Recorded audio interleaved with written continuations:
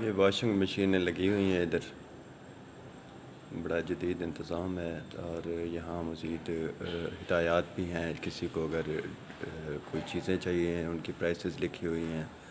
آپ کو کوئی ٹیکسی منگوانی ہے، گریب ہے یہاں چلتی ہے، یا ڈرائیور ہے، اس کے لیے ہدایات ہیں۔ کیمرے لگے ہوئے ہیں سامنے فرنٹ پہ، اور یہ ساری دیکھیں یہاں مشینیں ہیں۔ آپ اپنے کپڑے لے آئیں، اور 3 رنگٹ 30 منٹ ٹائم ہے، یعنی آپ 30 منٹ میں اپنے جتنے کپڑے ہیں دھو سکتے ہیں، اور 3 رنگٹ آپ ادا کریں گے۔